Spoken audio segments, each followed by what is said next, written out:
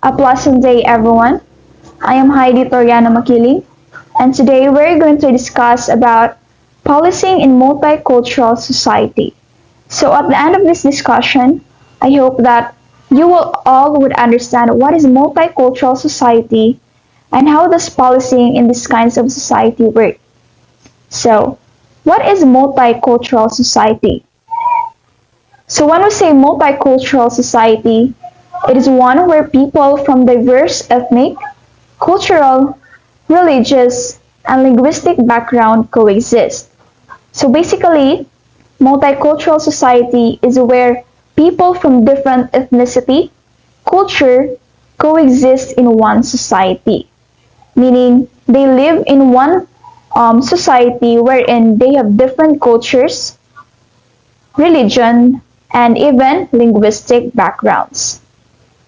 So, why are we talking about multicultural society here in comparative models in policing?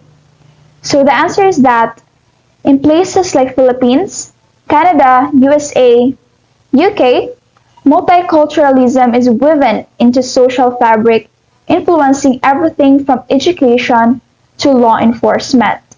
So including the Philippines, we are considered multicultural society because though we are a Catholic majority country, we also have our Muslim brothers and sisters in Mindanao area, so which makes us a multicultural society.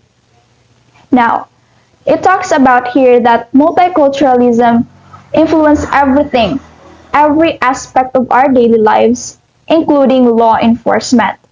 That is why we are talking about multicultural society here in comparative models of policing is because for us to understand how to enforce the law and maintain peace and order in these kinds of society where people have different cultures, religion, and linguistic backgrounds.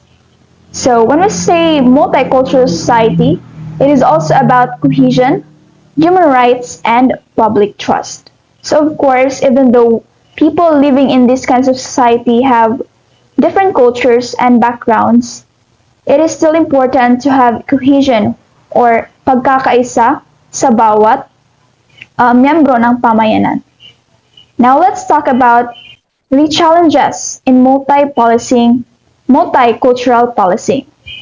So we have here 5 challenges in terms of policing in these kinds of society. The first one is language barrier. The second one is cultural misunderstanding. The third one is historical tension. The fourth one is underreporting of crimes. And lastly, we have bias and stereotyping. So we're going to talk about it one by one. So the first one is language barriers. So language barriers, miscommunication can lead to misunderstanding or mistrust. So of course, it is one of the challenges having people with different languages in one society. Sometimes it creates miscommunication kasi nga meron silang iba't ibang lingwahe and sometimes it creates conflicts. Sinasabi nga dito mistrust or misunderstanding. That is why it became a challenge when it comes to law enforcement and policing because of language barriers. The next one is cultural misunderstanding. Norms around behavior, dress, or gender roles may differ. So when we say cultural misunderstanding naman, is that sometimes the norms and behaviors of one culture is not acceptable to another culture. May mga behaviors from one culture, like example, in Western countries, for them, physical touch and physical contact is a sign of respect. While some cultures, it is a sign of disrespect naman. That's why it creates misunderstanding as well because magkaiba sila ng meaning when it comes to their behaviors and they have different norms, which is why it is also another challenge. Now let's move on to the third challenge, which is historical tension. So it is past discrimination that are profiling which can affect current relationship. So historical tensions, this talks about the past discrimination or past conflict between two cultures. So one example of this is in the USA, back with, way in um, way back, there has been conflict between white and black communities. So there has been discrimination to black people before in the US. So which is why nagkaroon sila ng hindi magandang relationship while living in the USA. So that's one thing we're talking about here in historical tensions. Nagkakaroon ng discrimination which sometimes affect yung current relationship nila ngayon.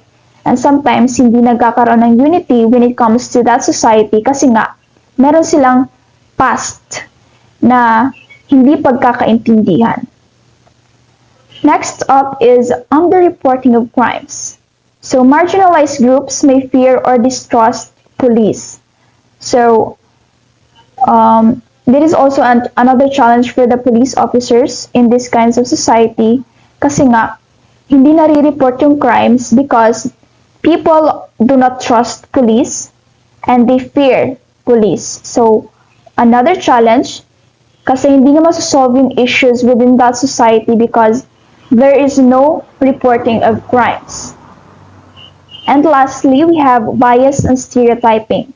So officers may unconsciously act on prejudice. So another thing is here is bias and stereotyping is because sometimes police officers may have bias or meron silang mas pinapaboran na culture rather than another, which creates unfairness when it comes to enforcing the law. Kasi nga, meron silang bias, which is a result of stereotyping. One example of this is yung nangyari sa USA before, where a police officer arrested a black man while he is lying face down and handcuffed on the street, which resulted to the death of that person. So, inaresto na yung black man because he is white and he is more of like racist. So, nagkaroon ng prejudice yung police kahit hindi naman siya yung really yung criminal or suspect when it comes to that crime na nangyari, which creates prejudice and stereotyping. So, that is why sometimes nagkakaroon tayo ng problems dito sa underreporting of crimes kasi nga dahil sa mga situations na biases, hindi na wala nang trust yung mga tao sa police sometimes when it comes to multicultural societies kasi merong mga officers who act in prejudice. So that's all with my part. Let's proceed to other parts. Sir, I am Erich Martin Lisi Macasil and I'm going to discuss the principle of effective multicultural policing. So we have here 5 principles, naming cultural competence, community engagement, representation, fairness and equity, and the last is transparency and accountability. Cultural competence.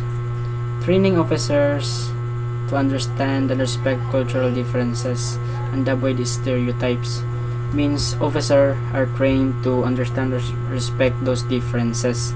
Instead of relying on stereotypes or assumptions, they learn about the values, customs, and communication styles of the group they serve.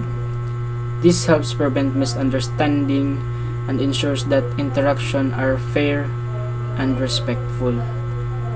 The second one is community engagement, building relationship with diverse groups. So, policing is not just about enforcing law, it's about building trust. Officers spend time working with community members, listening to their concerns, and participating in local activities. When people see police as partners rather than outsiders, they are more likely to cooperate, share information, and feel safe. So the third one is representation. Recruiting officers from varied backgrounds. A police force that reflects the diversity of its community is more approachable and relatable. When officers come from varied backgrounds, they bring unique perspective and can bridge cultural gaps. For example, an officer who speaks the same language or understand the traditions of a community can communicate more effectively and reduce tension. And we have the fourth principle, fairness and equity, ensuring equal treatment. Effective policing requires treating everyone equally, regardless of race, religion, or social status. This principle ensures that laws are applied consistently and that no group feels targeted or excluded. Principle is transparency and accountability. Open communication about policies and procedures. Communities need to know how decisions are made, what policies are in place, and how officers are held responsible for their actions. By openly sharing information and admitting mistakes when they happen, police demonstrate honesty and integrity. This openness reassures the public that the officers are acting in good faith and that there are systems in place to correct problems. That's all about the principle of effective multicultural policing. Thank you, sir. In today's globalized world, interacting with people from diverse backgrounds is becoming increasingly common. But what does it mean to be multicultural, and how can we build a society that values and respects different cultures?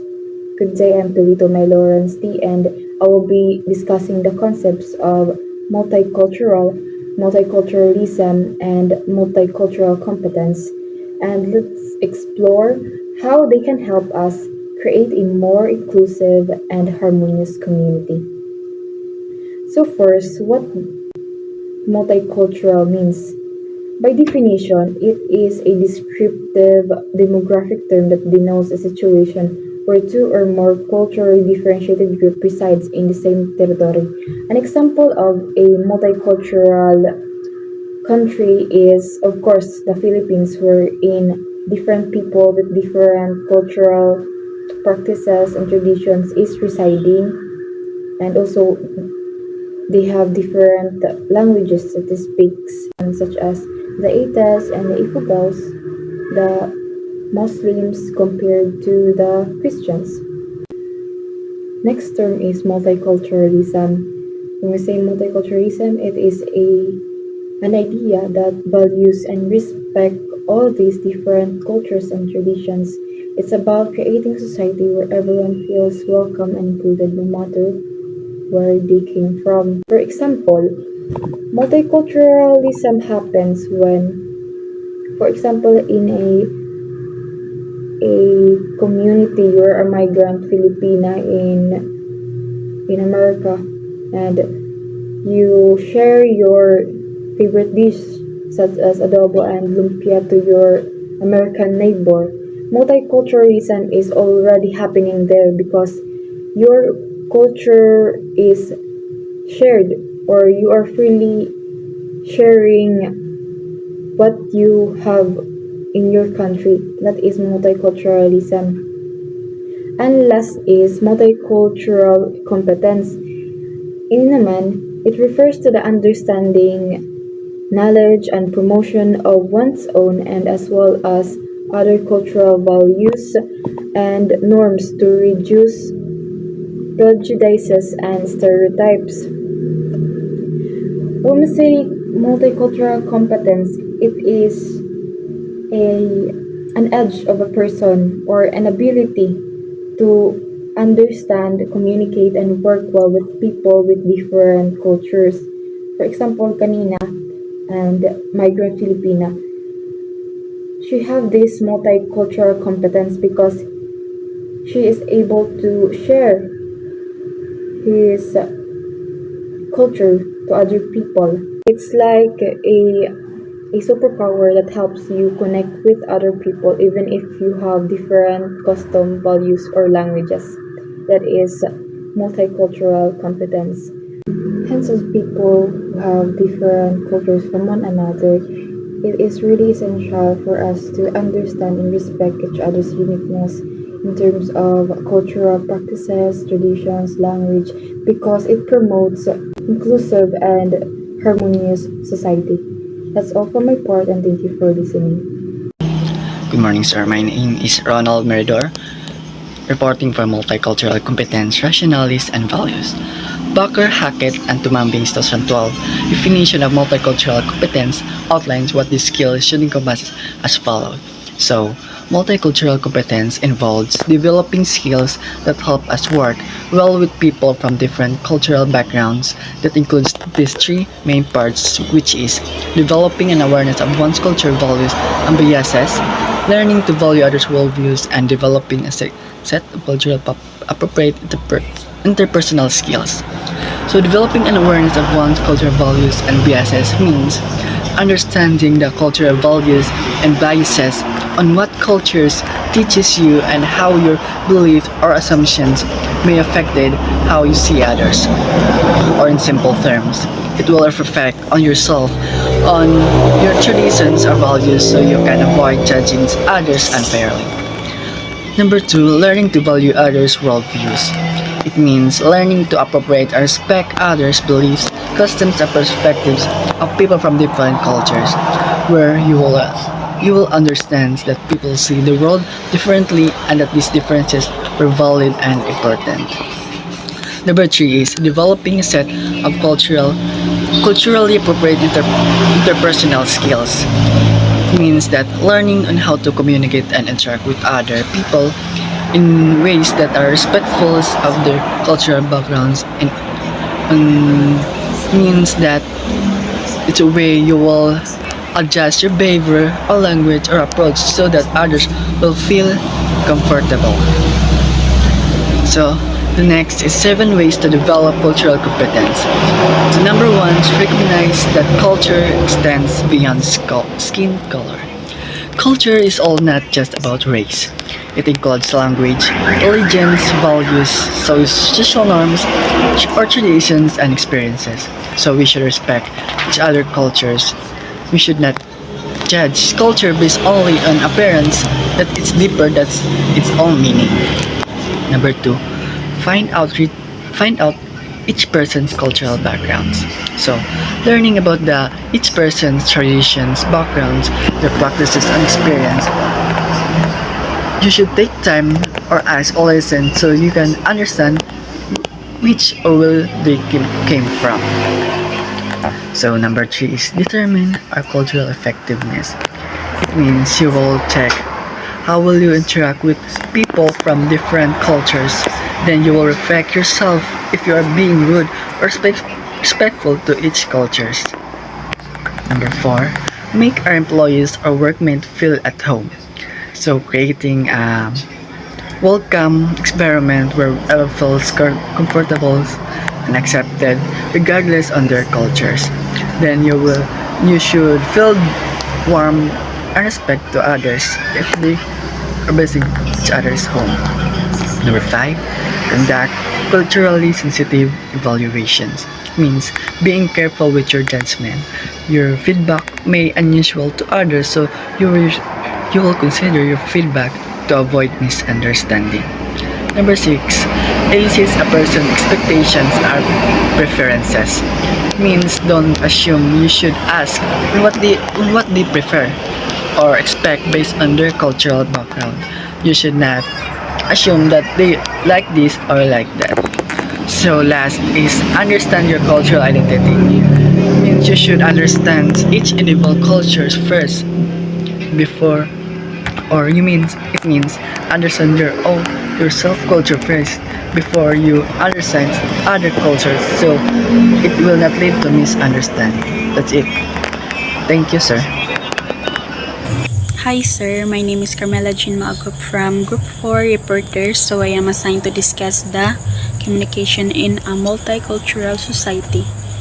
So in a multicultural society, knowledge of cultural sensitivity is quite important while communicating with people from different culture backgrounds, because knowledge of cultural sensitivity is quite important while communicating with people from different culture because it helps to avoid misunderstanding, build trust, fosters respect, and promotes inclusivity by acknowledging different values, belief, and allowing for genuine connection and collaboration in our diverse world. So next is lack of knowledge of another culture is feared to result in mistakes that may offend the people with different culture. So one lack of knowledge of another culture is feared to result in mistakes that may offend people with different culture because sugad bumisita ka ha iba na lugar ngan di ka maaram kung anon kultura at paniniwalan may dahera kinjudge mo hira dayon kay iba hira kaysa haaton sugadan mga igorot an ira mga bado iba kaysa haat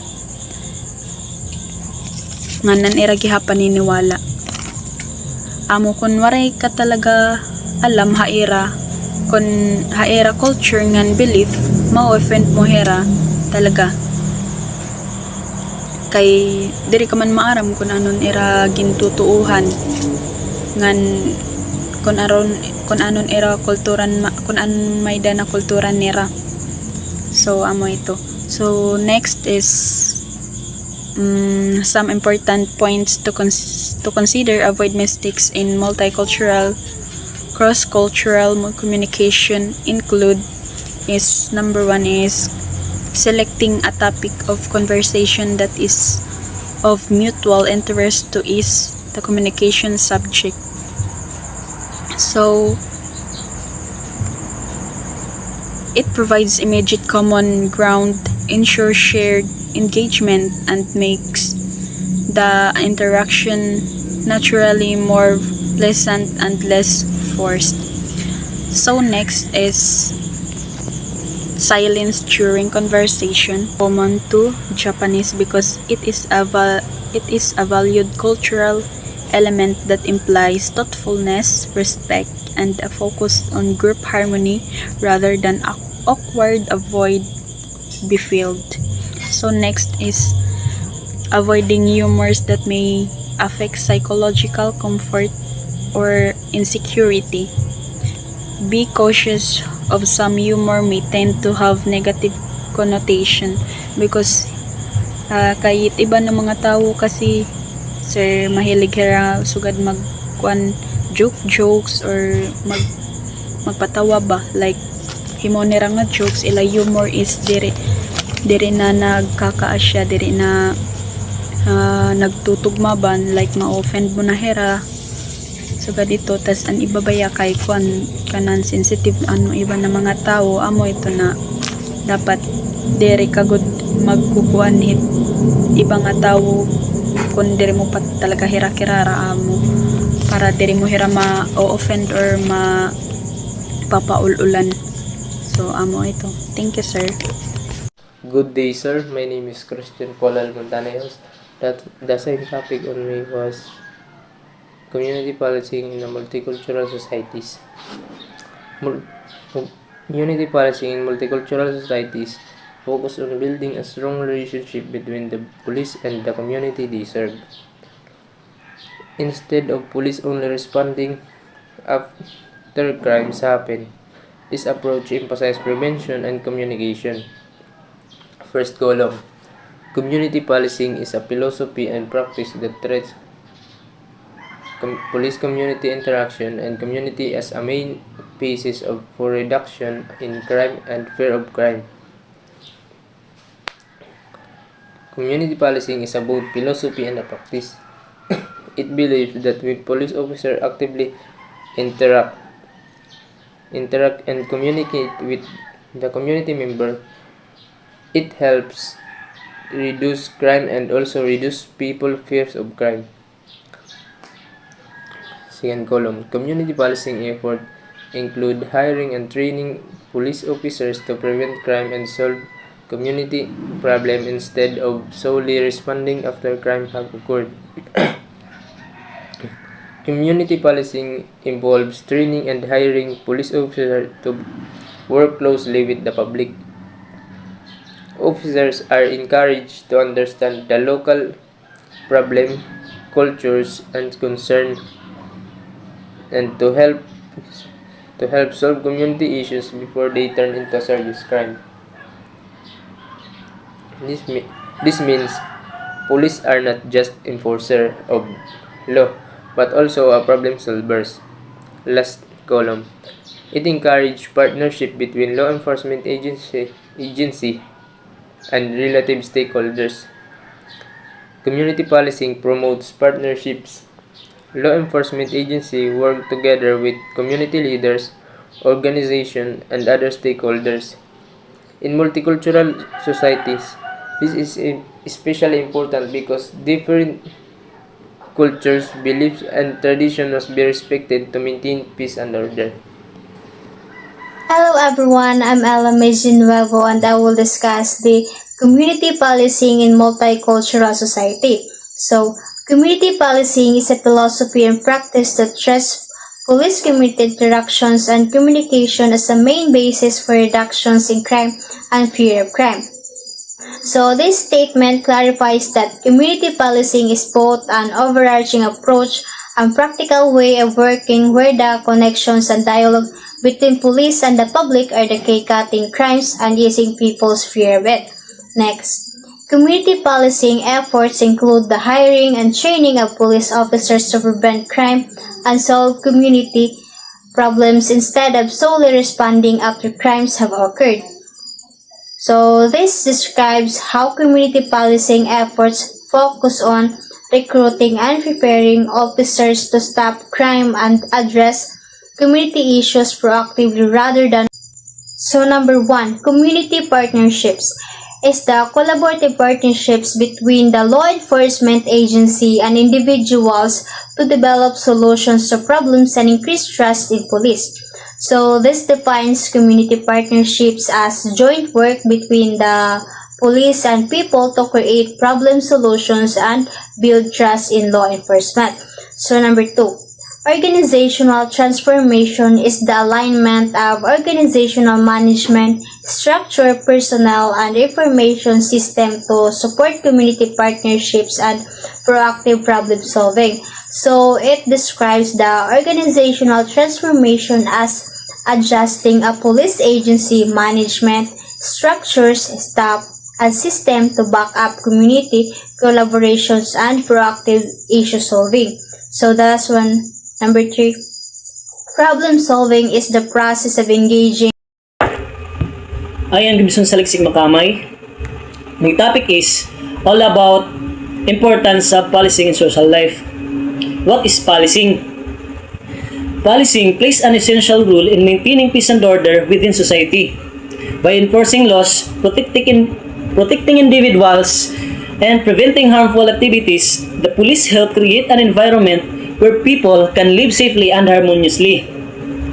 Their presence not only deters crime, di rila about crime at era sakop. Di rila about crime at era sakop hit responsibilidad, but also reassure communities that their rights and well-being protected. One of the primary functions of policing is crime prevention.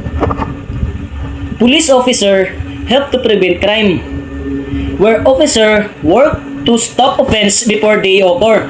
For example, nagpapatrolyan mga pulis para maiwasan ng nakawan or any other crime. They also ensure public safety.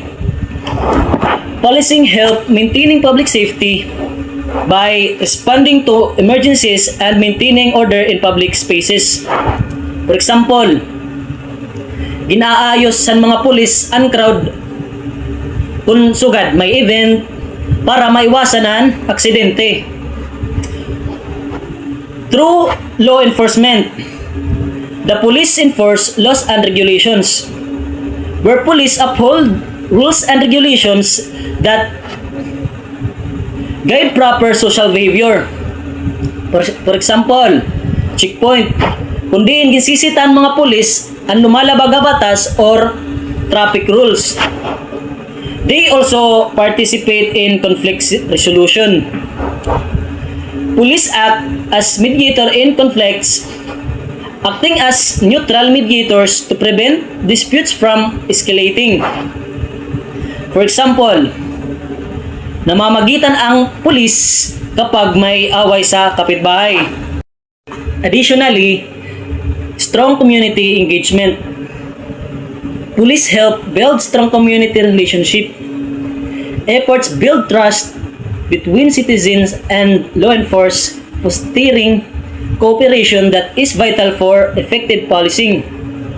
For example, nakikipag-istorya at kapulisan sa barangay o mga tao mismo para pakusgon tiwala hit komunidad. Good day, sir. My name is Mio G. Planalo. My assigned topic is all about goals of policing. The goals of policing are multifaceted and vary across different jurisdictions. However, some common objectives include crime reduction, public order, justice and fairness, community safety, and public trust. The first one is the crime reduction. Policing aims to reduce crime rates and create a safe environment for individuals and communities. Goals of policing is to lower crime rates and create a safe environment. Like for example, the language barrier, reporting of incident, making crime prevention strategies to address specific issues with diverse communities might hinder certain crimes to report due to this language barrier. Example, a young Igorot woman experienced a sexual assault. She tried to report the incident to the police, but police cannot understand their language. So, the crime will not solve and continue na mananabo. So, there will be no crime reduction. So, the police must need to know these languages to reduce crime. And if possible, the police need to have training about these different languages. The next one is the public order. Policing seeks to maintain public order by preventing disorderly conduct, addressing public nuisance, and ensuring compliance with laws and regulations. Maintaining peace, preventing disturbances, and enforcing laws, understanding and respecting cultural expressions during public events. Like example, sa nga lugar ng kamayada events, the participants are from indigenous groups like Eta, Igorot, Korean, Japanese, and Filipino.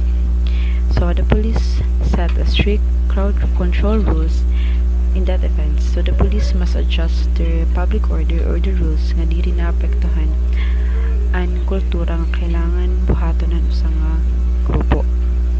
Like example, the Igorot plan to perform drum circle that would draw a large crowd. So the police must allow it as long as waray naapektuhan nga iba. The third one is justice and fairness. Policing strives to uphold justice and fairness by investigating crimes, apprehending offenders, and ensuring due process for all individuals involved. Addressing biases in the justice system to ensure equitable treatment for all individuals regarding of their cultural background. Example, you belong to ethnic group and you commit a crime stealing. Ngan, madalawat tao also commit the same crime. So, the sentence ihahataga iyo is the same regarding of your cultural background.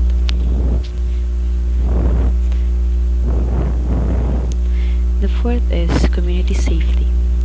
Policing aims to enhance community safety by working collaboratively with residents, businesses, and community organizations to identify and address safety concerns.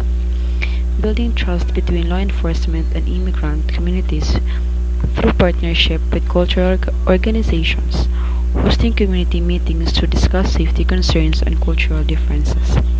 Example, Caloocan City, a community with a large population of informal settlers, mixed Tagalog, Visayan, and indigenous Ita families.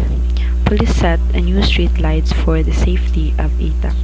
So they set a meeting with a translator for the Itas para maintindihan nera ngan maipasabot liwatan police officers nga inin magakamay ada kita suwad hinin nga street lights para gihapon ng safety han individuals han Itas. The fifth is the public trust.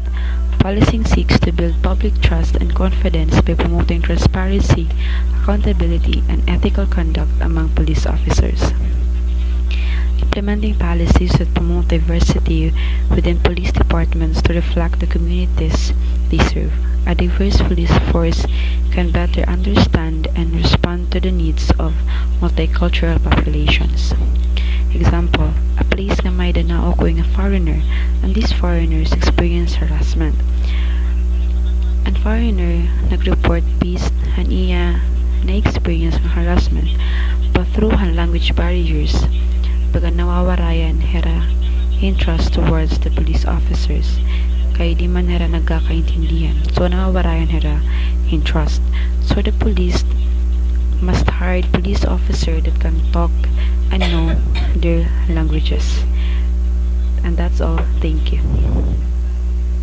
Good day, sir. I am Mercy Cipridon. My assigned topic is all about the police play several roles in the affairs of the state or government. These rules include law enforcement, maintenance of public order, protection of state or government officials, intelligence and counterterrorism, emergency response. So the first one is law enforcement.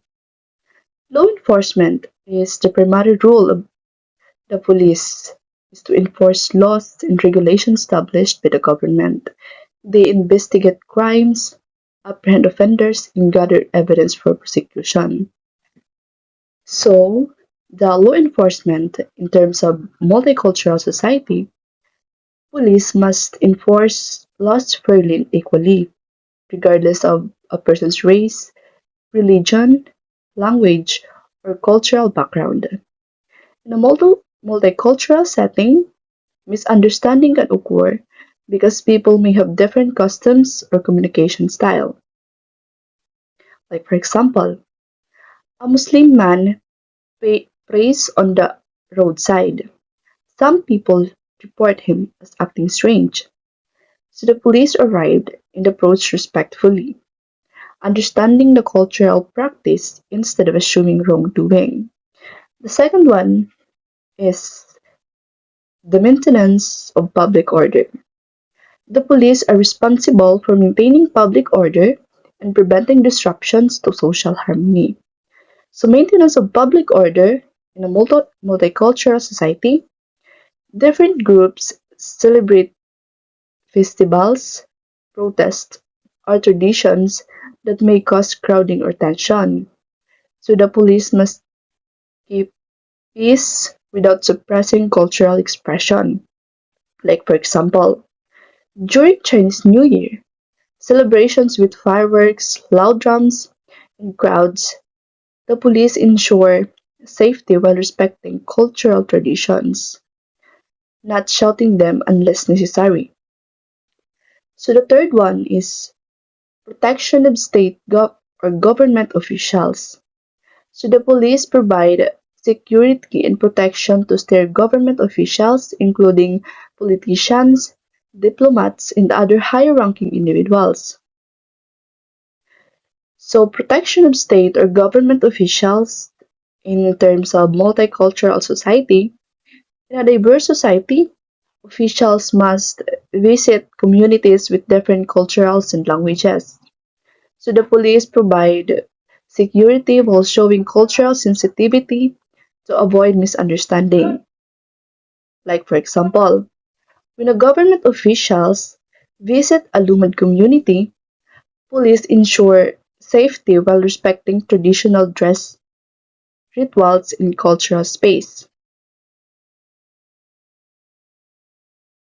The fourth one is intelligence and counterterrorism.